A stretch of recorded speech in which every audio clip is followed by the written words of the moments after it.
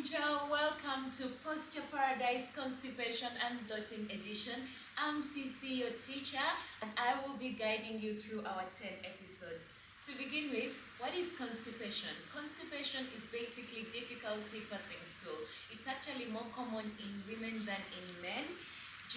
Before and during our PMS, we experience constipation because of the hormone progesterone.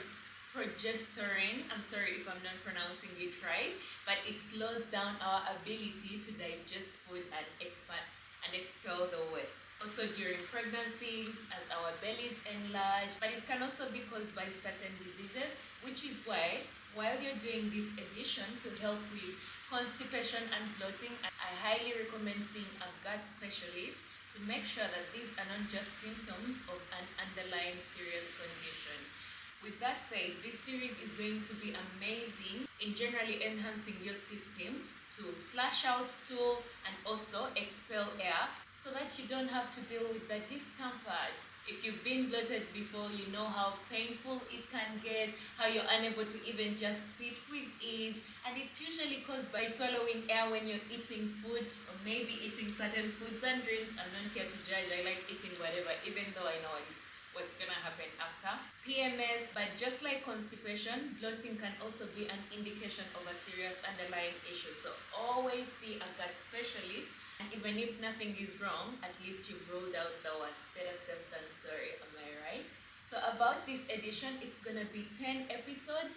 All of them are beginner, and by beginner I mean that they are weight bearing, they are accessible, but that doesn't mean that they are not challenging. Yes, some of the asanas will be challenging, but if you lead with breath, gauging your bandas, or if you don't know what bandas are, you're not familiar with that, all I'm gonna say is that whenever we are standing, try to make sure you are standing with the 3 points of your feet. That's the pada banda. So 1, 2, and 3. Grounded nicely. Your toes are together. You don't try to spread them out, okay? Number 2 is the mula banda. It's at the perineum or anal muscles and the pelvic.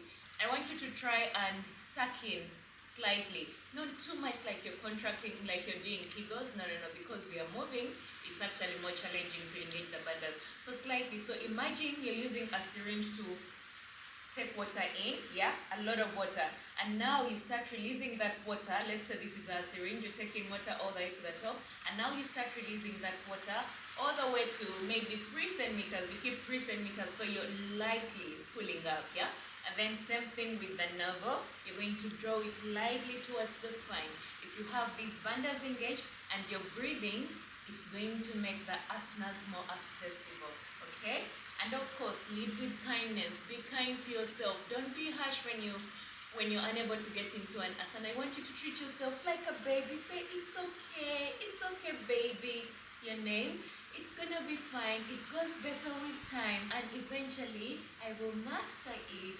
But then again, I don't want you to attach your practice to results or have expectations. Come with an open mind. Be okay with whatever the outcome will be, okay? Awesome. That said, I will see you on the mat. Mwah. I love you.